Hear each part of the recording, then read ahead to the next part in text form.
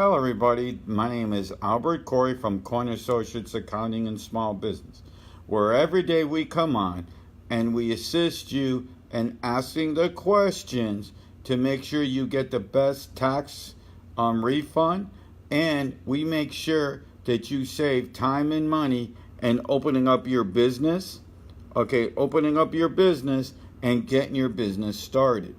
Well, today, by the way, if you have any questions and comments, you could always post it below in the comments. If it's a private question, you could always put it you could always instant message me and we'll get back to you as soon as possible. Well, today we're going to talk about the three types of corporation. Actually, there's four. The four types of corporations or business you can open. They are a doing business as, a corporation, an LLC, or sub-S corporation. Let me start off with kind of like the worst one you could do. The worst one you can do is doing business as. Doing businesses as, you get zero protection. But if anybody wants to come on and ask a question, everybody's always welcome to come on, and sharing is caring. So anyways, you open up a doing business as, you're really not getting any protection. I got a lot of clients. We've been doing taxes and accounting and helping open up corporations and business since 1984. All right. A DBA, or doing business as, or as a fictitious name, does not have any tax advantages, you don't get any liability advantages. You really get no advantages. The only advantage of the DBA is you can change the name of an existing corporation, LLC, or by yourself. But you get no tax advantages. The other three, a corporation, LLC, a sub-S company, they all have tax advantages. They all have tax advantages. They have liability advantages. All right, let's start off with a corporation. A corporation is, here's the advantages of a corporation. All right, a corporation has unlimited income. You can have as many shareholders as you want. That's the advantages. The disadvantage is you can't have any foreign investors. That's the first step. The second step is that when you have, if you have a loss, it cannot transfer over to you. That's the second reason.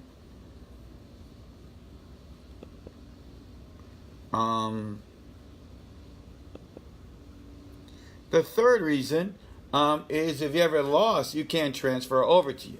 If you make a profit, like I said, this could be important. If you make a profit, you pay 25%. If you make a loss, it can't transfer over to you. These are Walmart and all the big companies. I don't know why a small person would want to open up a full corporation. All right.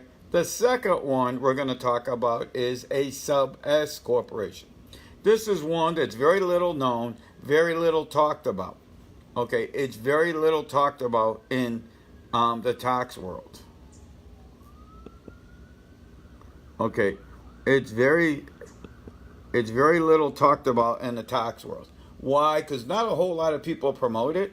We've been promoting in my office since day one. So now, here's the advantages. Advantages of a sub-S corporation is you can have as little as one shareholder to as many as 14. You can make up to $249,000, and the profit and loss is transferred over to your tax return. It can be transferred over to your tax return. By the way, if you're watching this, guys, if anybody's on, could you please give me some hearts and give me some love if you're watching this. And if anybody has any questions, you could always come on and ask me the questions, guys. Any business question you want to ask, you're always welcome to ask. All right, so we're talking about a sub-S corporation. So a sub-S corporation, one partner, it passes through to your profit and loss. What does that mean? If you take a loss in a business, it transfers over to your loss. I did one today. It transferred over. And that's another story I'm going to talk about at the end. That was one of my today's wins. So it will transfer over. The bad side, okay, so it transfers over. You can only have up to 14 partners and make up to $249,000. All right, those are really the bad things. It's not really good for real estate. So that's really the biggest thing. So my conclusion, if you're a startup and you're not going to buy real estate, I think a sub S company is the way to go. Most people think that you can only start with an LLC. That's wrong. A lot of people make this same mistake. Okay, a lot of people make this mistake. By the way, I'm a real person here. Go back to me. Here I am, the Taxman app. By the way, if you have some cool videos about our stuff, go. And we got a bunch of, you can go here and get a whole bunch of cool videos at Taxman app. So, and you can't have any foreign investors in a sub-S company. So a lot of people use this. I recommend if you're just starting up out of the box and you know you're not going to make $251,000 out of the box, this is good for you. If you have a corporation, you file one paper, what could make you a sub-S company, which is a 2553. If you have any questions, you could always ask me below. We fix these things all the time. So what happens is you open up a full corporation. How you become a sub-S? That's a question I get all the time. Well, first, you open up the corporation in your state. Okay, that's the first step. Second step is you go on the IRS and you get the federal ID number. All right? The third thing you do is you have to send in one paper. It's called a 2553. Who is the shareholders? And which is usually only one person. You send it in to Cincinnati, Ohio. Bam, you're a sub-S company. Okay, now, the last one we're going to talk about is an LLC, a limited liability partnership. By the way, if anybody's on here watching, you could always ask any questions. You can ask any questions you want. We're here to answer your questions. If you're watching, if you give me some hearts and love, we'd always like you to do that. So now our fourth big one is an LLC, a limited liability partnership. Okay, which means you can have unlimited income. Okay, unlimited income, unlimited value. All right, great for real estate. Can have foreign investors. The other ones you can't have foreign investors. LLC you can have foreign investors. Okay, some of the problems with it are, if you're a startup, okay, if you're a startup, and like I say this all the time in my office, if you're a startup, it's not good for you because you become a single member LLC. Single member LLC gives you no protection. In a minute, I'm going to go over all of that. So if you're a startup, that's no good. All right, it's no good if you're just for a startup. A sub-S will give you the same protections. Now, all right, now let me give you the 2 reasons why you open up a corporation. And I'm going to give you another cool example that I know personally. Okay, first of all, you have no tax liability. Okay, what that means is that the company, all the profits and losses on an LLC and a sub-S company, it transfers over to your personal return. LLCs and sub-S's do not have profits. All the income transfers over. And on your personal and the shareholders' personal returns pays taxes. That's always the misnomer, which is pretty cool because now you can write off all the deductions. Your car, your cell phone. If you're in a Cardone group, everything in Cardone stuff you can write off.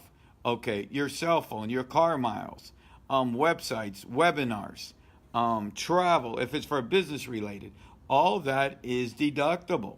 Okay, guys, under the new tax forms, okay, when you go try to write them off, there's no more, you can't go and write off your car miles in your house. If you have a corporation, okay, or an LL, if you have a sub S company, if you started a sub S company or an LLC, all that's deductible. Paper, pencil, car miles, tolls, internet service, cable service, all that is deductible. Okay, and know what else is pretty cool? That if you don't make a profit, for about 7 to 10 years, or the government says, as long as you're attempting to move the business forward, you can take the deduction. Okay, so that's the tax advantage. The liability. Liability is a huge, big thing when you open up a corporation. Why?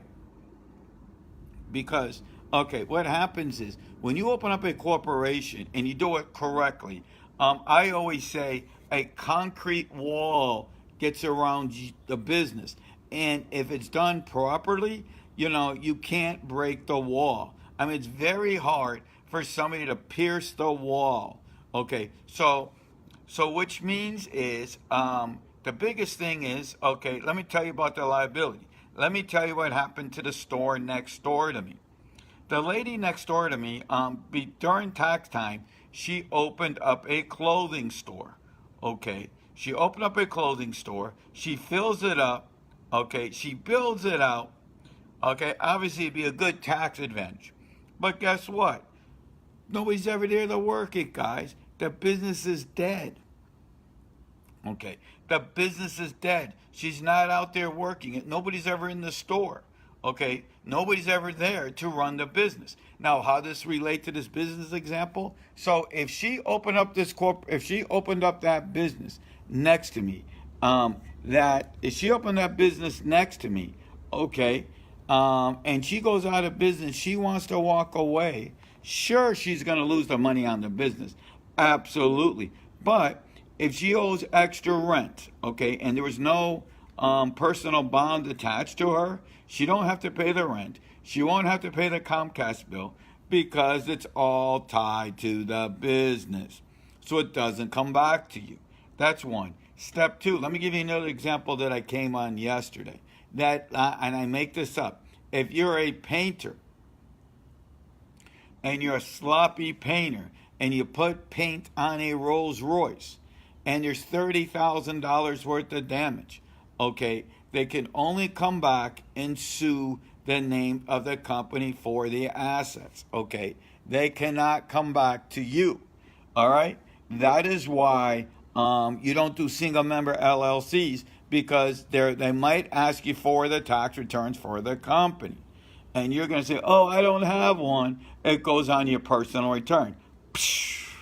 The balloon was busted, and now they can come back to you, and they could sue you personally. All right, guys, if you have any questions or comments, you could always post it below. Sharing is caring. If you're going to watch this on the replay, you could still please give me some loves and heart. And if you can share it, I got an awesome worksheet that I give away to all of my customers that are the 30 my best tax refunds. We give that away. Okay, guys? Let me tell you what happened to me, dude, because you got to keep grinding every day. I'm so proud. Today, I got my first, and it was a $500 client, that I got my first client from Instagram today. I'm like so excited. I know it works. Guys, love you. Have any questions or comments? My name's Albert Corey from Coin Associates and Small Business, where every day we ask the questions to make sure you get the best tax refund, the best tax service. We make sure you save money when doing your tax return and opening up your business. We save you time and effort. We now have bookkeeping service and have clients all over the country, guys. Talk to you soon. Bye-bye.